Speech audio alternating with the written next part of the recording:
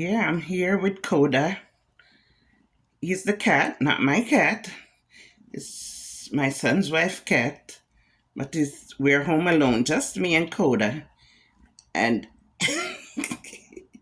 he doesn't want me to be talking. He wants me to come play with him. And if I don't play with him, then he wants to scratch me and all that. He touches me, he jumps in my lap, but he doesn't want. Say hi, Coda. Say hi. Hi. My name is Coda. Yeah, he's not camera friendly. He's a boy, so you know how men are. They're like full attention. They don't want, when it's their time, it's just their time. Hi. Say hello. Say hello. Hello, world. Hello, world. I'm in my grandma hands. Yeah. You ready to go? Okay, see you. Bye. Gosh, he shed so much, but he's so sensitive. Behave like a child. You'd be surprised how intelligent these animals are. They behave like people. I open the door and I come in and he's here and he greets me and he wants to run. If you don't mind, last night I was laying down and he jumped in the bed and I said, "No, get out. I'm not sleeping with you." I used to sleep I used to have a cat when I was a child, and it would snuck in the bed and sleep with me, and I would curl up with me right by my face. And I remember my grandma would always come in and pick the cat out of the bed and open the door and put it outside. She was like, "You're not supposed to be sleeping with the animal." You know how we Jamaicans are. And they say cats, there's a popular myth that cats are witches. And they can do stuff to you. Well, if cats are witches, then they're good witches, because I think people are more evil than cats. Animals. I used to have a dog, Max. I did. It was that dog was so sensible, was so caring, so loving. And I remember when we used to go to the river, because back home, you back in the days, you go, you do your wash. You may wash at home and then you go rinse your clothes in the river. And I live right beside a river. So we'd go rinse our clothes in the river. And when the rain falls and the river is very heavy, and I go out a little ways out in the river, that dog would jump in the water and grab onto me and try to pull me back to safety. And I had to be like, "It's okay, Max, I'm not drowning. It's okay." So I'll be trying to save me. Yes, that's how Max is. And then later on, my son had a dog and it was living with me for a while, Phoebe. And that was when I was back home and I was teaching. And I go to school, and I don't know, Phoebe would always try to come to work with me. Wherever I'm going, he wants to go. No, it was she. Phoebe was a girl, so she would want to go wherever I'm going. And I remember the first time Phoebe actually found me. She found where I was going every day. And that dog, oh my God, it would come. I remember one day I tried to send her back home and she wouldn't go. She laid down outside and she decided she was going to stay in the schoolyard. So then every day, the cook, Miss B, she's now passed, Miss B would feed Phoebe. Then Phoebe realized what time was lunchtime at school, and every day, religiously, 10:15 is break time, they would say, Miss, your dog is here." And Phoebe would come right inside the class and lay under the table. And I remember the then principal saying to me, "Miss Williams, if your dog is not supposed to be at school," I said, "She's harmless. She's not going to bite anybody." He says, you know, if she bite the kids, it's a lawsuit and you'll be responsible. I said, yes, I'll be responsible. The children would want a pet Phoebe. They bought 3 strips. They shared their break with Phoebe. Oh my God. It became a ritual until the time I left Jamaica. That dog would come to school every day at 10:15. Sometimes you'd go home after lunchtime. Sometimes you wait on me until I'm ready to go home after school. Oh, you don't know. Animals, they are so trustworthy. They're so innocent. They're so loving, you know?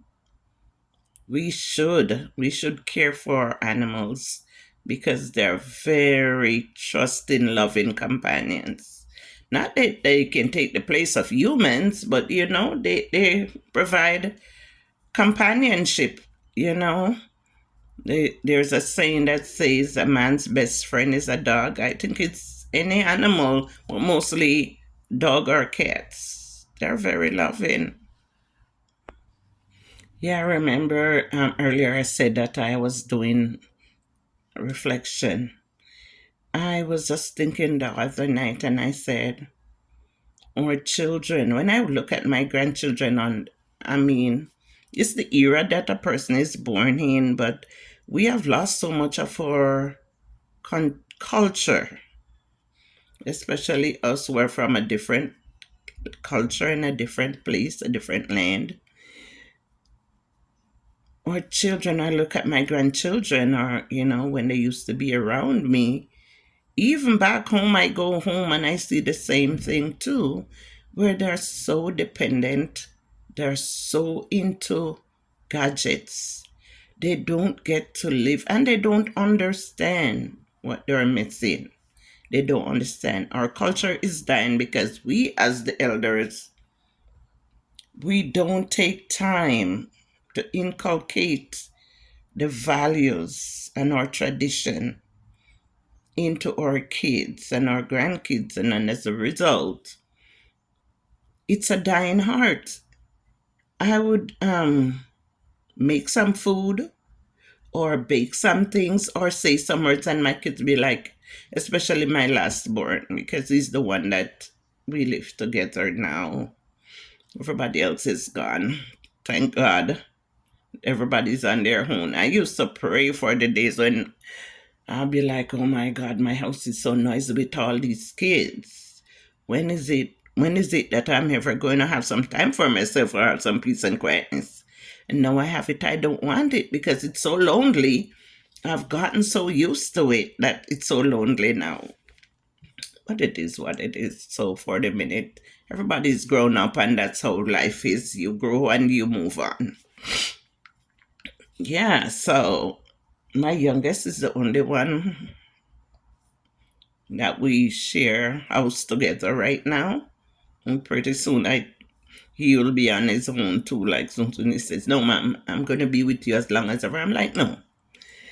You need to go live your own life. Make your own memories and your mom doesn't have to be included in it. Yeah, but I remember when my kids were small, my youngest says this to me all the time. Mom, when we were in Jamaica and whenever the light would go away, whenever we didn't have any light, you would always bake a cake. And cake is not like those light fluffy cake. You'd bake like a carrot cake or something like that, and you'd tell us stories. And in our country back in the day, we love to tell duppy stories that makes people scared, kids scared, or we like to tell Anansi stories. And they used to look forward to this storytelling, or sometimes it's not when the light goes, but when it's raining. Usually on a weekend, or if it's holiday and school is out, and I would tell them stories. And these were stories that my grandparents had told me so many times. And I remember them. And, I would tell them to my kids. I don't think they'll tell their kids these stories, but they enjoyed listening to it. And my son sometimes is still long. I'm like, how old are you? You're 22. going on 23. You still want to hear Nancy's stories? But my older son, he would say, he would call me sometime. He's a truck driver. He drives over the road. And sometime at night when he's on a long drive, and if I'm not at work, he calls and he says, Mom, you remember when so and so and so? And we talk and we talk and we talk and we talk. And we talk about those good times and the Nancy story. And I'll tell him real life events that my grandpa told me. Not my biological grandpa, but is my grandpa who raised me. You tell me some of his life stories, and he is so fascinated with them, and he's like, Mom, I'm sorry I never get to meet him because he sounded like he had a wealth of information. And then he says, Mom, you should have written down everything that he said, so now that you could tell us everything. I didn't know that I would need to do that. It's now that he's no longer here. And I said, oh my God, all the stories that I used to tell me. And I can recall some of them, some I don't remember. But I remember as kids, we'd sit at his feet and we'd be so fascinated. That man at night, he would come in and he's sitting on the veranda and he sits. And back in the days when we just had gotten electricity, but he never forget his buckle torch. And that was a lamp that you make with a bottle, a glass bottle, and you twine the newspaper, you pour some kerosene oil in it, and you stuff the head of the bottle, but you make the cork, the paper so tight it's like a cork, and then you shove it down in there, and then you shake the oil, you hold it down so that the paper, which is now the cork, soaks up into the oil and you light it. That man would go everywhere with his bucket torch. He would not, my grandma would take a flashlight. No, not my grandfather. Dada is not taking a flashlight anywhere. Dada is going to take his bucket torch. He was a bucket torch man. My grandma, night mama, when she's in the kitchen, because sometimes your kids and you're baking the potato pudding or the toto and the blue jars and all those things you're making, my grandma would have a tinning lamp, or we call it kitchen bitch. Those of you from my age group, if you're from Jamaica, you know what I'm talking about. My kids would drop off their seat or die laughing like, Mom, what's a kitchen bitch? What's a tinning lamp? They were gadgets that we used before we had electricity or before we had um, like indoor toilet or indoor kitchen, because we'd take a buckle torch. Sometimes you go outside at night and you're going to the toilet or the outhouse and you light the buckle lamp and you go in. And sometimes when you're going, the breeze is so hard that the breeze will blow it out. So you always have to have a matches or lighter with you to light it back. But if the cork is well lit, like it was burning, maybe you can shake it or sometimes you blow hard on it and it would catch back a flame. Those were very interesting days. Yeah, but they always say don't hold the buckle lamp too close to your face because all the soot is going to go up in your nostril and your nostril is going to get very black. Yeah, so those were things that we had to look out for. But they were good days. My grandpa would sit on the veranda at night with the buckle lamp, light the back lamp, and he'd sit out there because he didn't go to bed early. He liked to sit and look out even, and I guess he was just reflecting on his life. And sometimes it was a pastime because we live near to the road. People would pass by and call to him. Some people would come and have a conversation because, if they're friends, and they would talk about politics or they would talk about their life long ago and what it was like now, and it would be so fun. And then at that time too was the time when some of your friends, because your friends would be with their grandparents walking, and sometimes that's when you'd get to play, because growing up my grandmother did not allow us to go anywhere. to people's houses, but it was okay for them to come to ours and then they would get to play. Yeah, so I just here reflecting on the life and how much it is so different from here in America.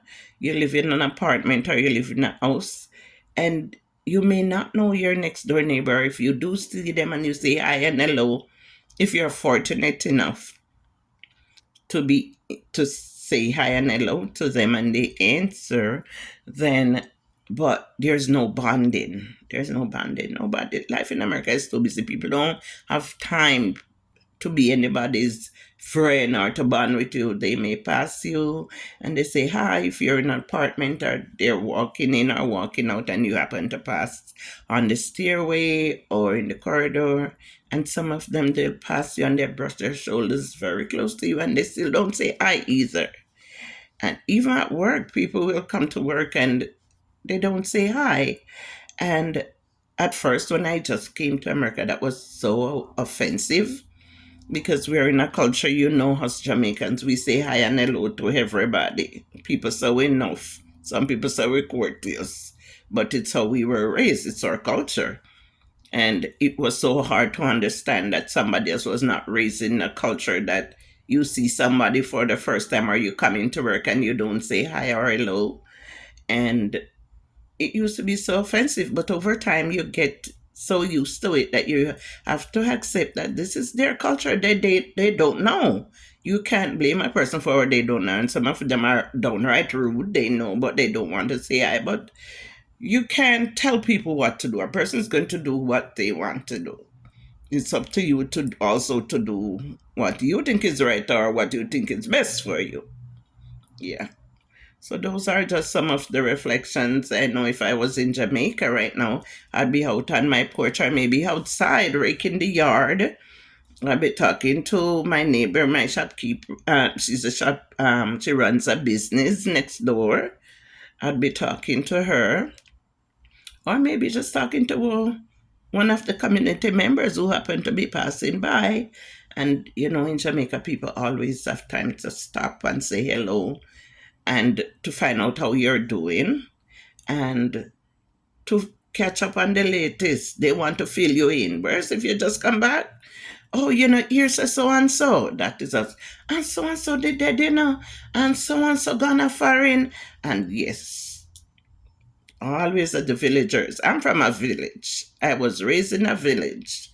I was born in the city, but we went to the country. My mom took us to the country when we were very young, small children, under the age of 5. So I grew up there and I made my home there and my life there. Even though my dad and my mom at the time, my, they were living in the city. I am a country girl at heart and I'll always be a country girl. I like to see things grow, I like to plant things, and I like nature. So I am not a city girl.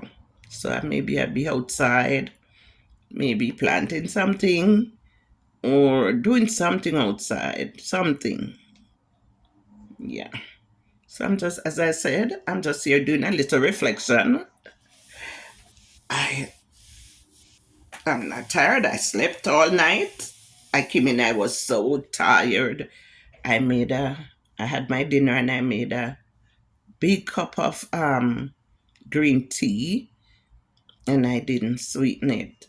And I am so proud of myself because I can remember in my younger years, I'd go by my mom and she would always make me a cup of green tea. Green tea was my mom's favorite.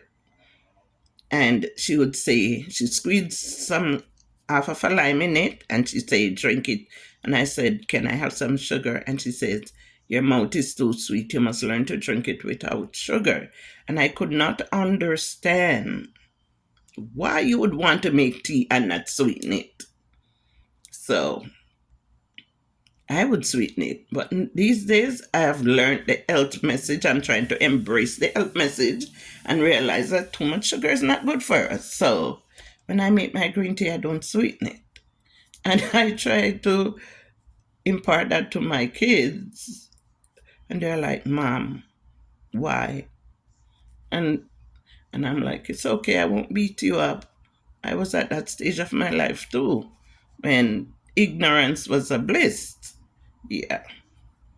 hmm So, yeah, just here chilling and thought I'd stop by and see how you all are doing, have a little chat. And I hope you leave your comments under my video. And if you like my story, like and subscribe, give me a like button, thumbs up, and we can talk. We can talk. Let's have a little talk session. Yeah. So next time, I'm I'm gonna invite you to come and give me your opinion, or you can leave your comments below. Like and share, and let's go on this journey. Make we talk. Let's go on this journey. Okay? Just a little bit of yard. Just giving a little bit of yard from abroad. Okay? Yeah. Thank you.